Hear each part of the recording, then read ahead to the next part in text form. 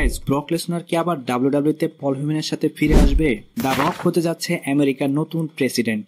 আরো অনেক অনেক নিউজ আছে গাইজ। যারা যারা চ্যানেলে নতুন আছেন তারা অবশ্যই চ্যানেলটাকে সাবস্ক্রাইব করবেন। ধন্যবাদ। ফার্স্টে কথা বলবো জিমি উসোকে নিয়ে। গাইজ, জিমি উসো 2024 সালে একটা ম্যাচও কিন্তু জিততে পারেনি। সে 10টা ম্যাচ রাসেল করেছে, কিন্তু একটা ম্যাচও সে উইন করতে পারেনি। কিন্তু গাইজ, জিমি উসো কিন্তু অনেক ভালো ভালো স্টোরি লাইনে কাজ করেছে। হয়তো তাকে কোনো ম্যাচ উইন করানো হয় নাই, কিন্তু তারপরও তার যে সব স্টোরি লাইনে সে কাজ করেছে সেগুলো ছিল কিন্তু একদম টপ লেভেলের। এরপর কথা বলবো গাইজ আমাদের সবার প্রিয় রোমান রেইন্সের বাবা সিকা এনওয়াই কে নিয়ে। অনেকে হয়তো শুনেছেন রোমান রেইন্সের বাবা 2 দিন আগে মারা গেছেন। সে কিন্তু একজন ডাব্লিউডাব্লিউ সুপারস্টারও ছিল। এজন্য কিন্তু গাইস মেডিসিন স্কোয়ার গার্ডেন স্টেডিয়ামে সিকা এনওয়াই কে ট্রিবিউট দেওয়া হয়েছে। নেক্সটে কথা বলবো এই সপ্তাহের স্ন্যাকডাউন কে নিয়ে গাইস। এই সপ্তাহে দেখতে পাচ্ছেন যে স্ন্যাকডাউনের যে অডিয়েন্স একদম কিন্তু কানায় কানায় ফুল। মানডে নাইট র থেকে কিন্তু বর্তমানে অডিয়েন্স কিন্তু স্ন্যাকডাউনের প্রতি বেশি ঝুঁকছে, কারণ বর্তমানে স্ন্যাকডাউনে যেসব স্টোরি লাইন চলছে সেগুলো কিন্তু পুরাই একদম আগুন।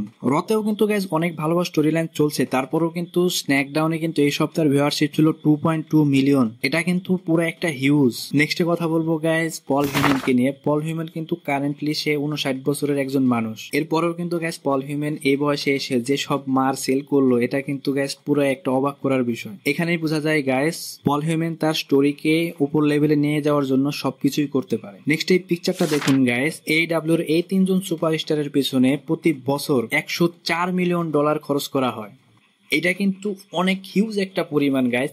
মাত্র 3 জন সুপারস্টারের পিছে মেইনটেনেন্স এবং কি তাদের স্যালারি সহ $104 মিলিয়ন খরচ করা হয়। এটা কিন্তু পুরো একটা হিউজ অ্যামাউন্ট। নেক্সটে আরেকটি নিউজ আছে গাইস AEW এর পক্ষ থেকে। AEW তে শেন ম্যাকম্যানকে টনি খান ওয়েলকাম জানিয়েছে তাদের কোম্পানিতে যে কোনো সময় জয়েন করার জন্য।